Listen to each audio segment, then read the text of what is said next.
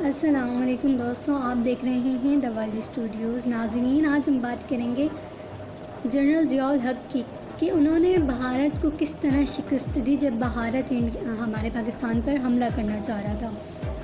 ملاحظہ فرمائیں، وزیر اعظم راجیو گاندھی نہرو خاندان کی تیسری نسل تھے۔ یہ اندرا گاندھی کے قتل کے بعد کانگریس کے سربراہ اور بھارت کے وزیر اعظم بنے۔ بحر امنام راجیو گاندھی کے خصوصی مشیر تھے۔ راجیو گاندھی نے 1987 میں راجستھان کی سرحد پر فوج تعینات کر دی۔ بھارتی فوج جنگ کے لیے تیار کھڑی تھی۔ وزیر اعظم کے اشارے کی دیر تھی اور بھارتی فوج پاکستان پر حملہ کر دیتی۔ ان دنوں پاکستان کی کرکٹ ٹیم انڈیا کے دورے پر تھی۔ پاکستان اور انڈیا کے درمیان جے پور میں ٹیسٹ جاری تھا۔ پاکستان اور بھارت کے درمیان خوفناک ٹینشن تھی۔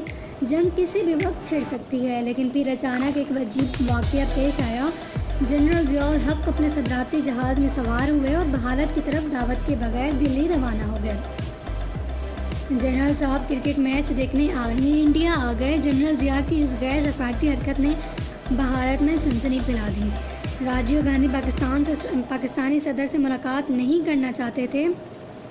کابینہ اور اپوزیشن نے انہیں دہلی ایئرپورٹ جانے اور جنرل ضیاء الحق کا استقبال کرنے پر مجبور کر دیا۔ اس کے بعد کیا ہوا، یہ آپ بحر امنام کی زبانی ملاحظہ کیجیے۔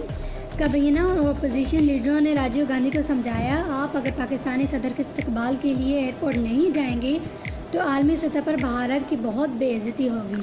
چنانچہ راجیو گاندھی ہمارے اسٹارٹ پر نیو دہلی ایئرپورٹ پہنچے۔ پاکستان صدر طیارت سے نیچے اترے۔ راجیو نے جنرل ضیاء سے ہاتھ ملایا، لیکن اس نے جنرل ضیاء الحق کی چہرے کی طرف نہیں دیکھا۔ راجیو نے ہاتھ ملاتے ہوئے مجھے حکم دیا، بحر امنام، جنرل صاحب میچ دیکھنے آئے ہیں، انہیں فوراً روانہ ہو جانا چاہیے۔ آپ ان کے ساتھ جاؤ اور ان کا خیال رکھنا۔ یہ جنرل ضیاء الحق کی سیدھی سادی بے عزتی تھی، لیکن میں جنرل ضیاء کا رد عمل دیکھ کر حیران رہ گیا۔ وہ نہ جانے کس مٹی کے بنے ہوئے تھے، وہ اس بے عزتی کے باوجود مسکراتے رہے۔ جنرل ضیاء الحق نے جے پور کے لیے روانہ ہو گئے تو وہ بھارتی وزیر اعظم کی طرف دیکھ کر مسکرائے اور نہایت ہی ٹھنڈے لہجے میں بولے، مسٹر راجیو، آپ پاکستان پر حملہ کرنا چاہتے ہیں، آپ ضرور کریں، لیکن آپ ایک بات یاد رکھیے گا، اس حملے کے بعد دنیا ہلاکو خان اور چنگیز خان کو بھول جائے گی۔ یہ صرف راجیو گاندھی اور ضیاء الحق کو یاد رکھے گی، کیونکہ یہ روایتی جنگ نہیں ہوگی، یہ نیوکلیئر وار ہوگی اور جنگ میں نہ ہو سکتا ہے پورا پاکستان تباہ ہو جائے، مگر اس کے باوجود دنیا میں مسلمان رہیں گے، لیکن آپ یہ یاد رکھنا، اس جنگ کے بعد دنیا میں کوئی ہندو نہیں بچے گا۔ بحر امنام کے بقول یہ فکرے بولتے وقت ضیاء الحق کی آواز اور آنکھوں میں اتنی سختی اور اتنا عزم تھا کہ وہ مجھے اس وقت دنیا کے خطرناک ترین شخص دکھائی دیا۔ راجیو گاندھی کی پیشانی پر پسینہ آ گیا، جبکہ میری ریڑھ کی ہڈی میں سنسنی پھیل گئی۔ جنرل ضیاء الحق نے یہ فکرے بڑے ہی سنجیدگی سے کہے۔ وہ اس کے بعد مسکرائے اور مجھے راجیو گاندھی کو چھوڑ کر وہاں موجود تمام لوگوں کے ساتھ بڑے اتفاق سے ہاتھ ملایا۔ وہ بھارتی وزیر اعظم کو جوہری جنگ کی دھمکی دینے کے باوجود بہت خوش اور ہلکے پھلکے موڈ میں دکھائی دے رہے تھے۔ میں ان کے اعصاب اور اداکاری پر حیران رہ گیا۔ بحر امنام کے تاثرات 100% درست تھے۔ جنرل ضیاء الحق کو اللہ تعالیٰ نے انتہائی مضبوط اعصاب، اپنی اندرونی کیفیات کو چھپانے، اداکاری اور انکاری کی بے پناہ صلاحیتوں سے نواز رکھا تھا۔ یہ دوسروں کو اپنے فیصلوں کا کان و کان خبر نہیں ہونے دیتے تھے۔ جنرل ضیاء الحق کے اعصاب اس قدر مضبوط تھے۔ آپ مزید 3 واقعات ملاحظہ کیجیے۔ جنرل ضیاء الحق نے 5 جولائی 1977 کو مارشل لا لگایا۔ یہ مارشل لا کی رات تک وزیر اعظم ذوالفقار علی بھٹو سے ملتے رہے، اور ذوالفقار علی بھٹو جیسا شاطر اور اڑتی چڑیا کے پرکھنے والا شخص بھی جنرل ضیاء الحق کی نیت نہ بھانپ سکا۔ بھٹو صاحب جنرل ضیاء الحق سے اس قدر مطمئن تھے کہ 5 جولائی کی رات جب فوج وزیر اعظم ہاؤس میں داخل ہوئی تو بھٹو نے جنرل صاحب کو حق کو فون کیا اور ان سے کہا، ضیاء، مجھے گھر کے اندر فوجی نظر آ رہے ہیں، چیک کرو کہ یہ کون لوگ ہیں۔ دوسرا واقعہ ذوالفقار علی بھٹو کی پھانسی کی رات تھی۔ جنرل ضیاء الحق نے 3 اپریل 1979 کو دن بھٹو صاحب کو پھانسی دینے کا حکم دیا۔ یہ اس کے حکم کے باوجود معمول کے مطابق کام کرتے رہے۔ رات کو گھر گئے، کھانا کھایا، بیگم صاحبہ کے ساتھ روٹین کی گفتگو کی اور سو گئے۔ بیگم صاحبہ تک کو ان کے فیصلے کی بھنک نہیں پڑی۔ اگلی صبح 4 اپریل کو وزارت خارجہ میں میٹنگ تھی۔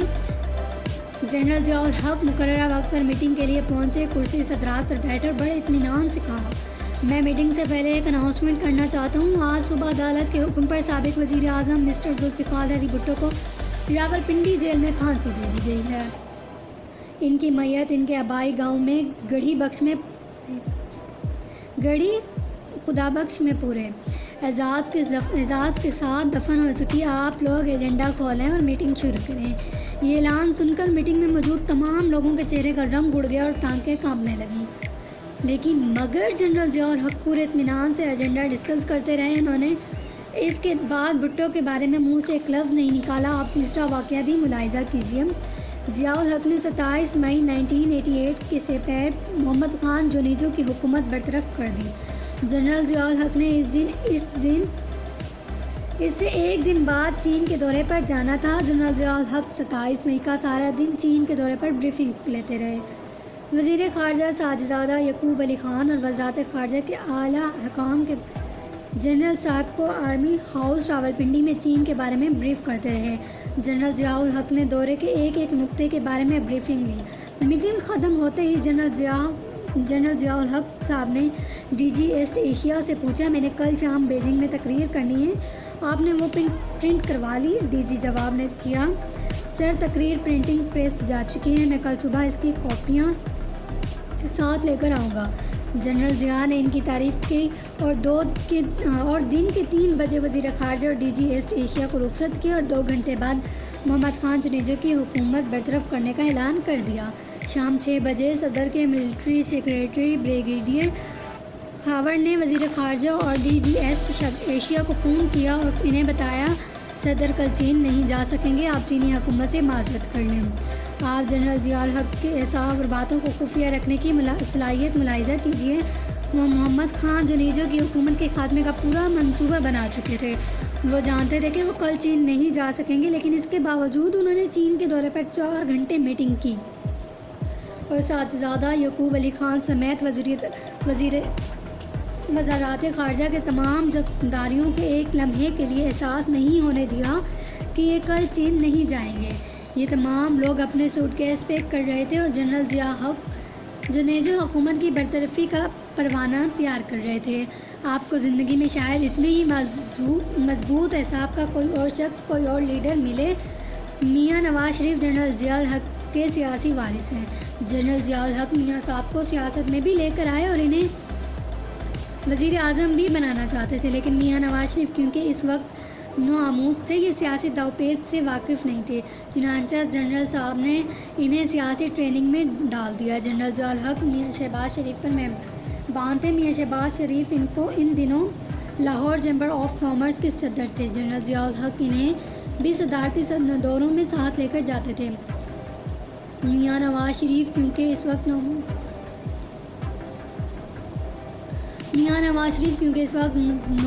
تھے، یہ سیاسی داوپیچ سے واقف نہیں تھے، چنانچہ جنرل صاحب نے انہیں سیاسی ٹریننگ میں ڈال دیا۔ جنرل ضیاء الحق میاں شہباز شریف پر بھی مہربان تھے۔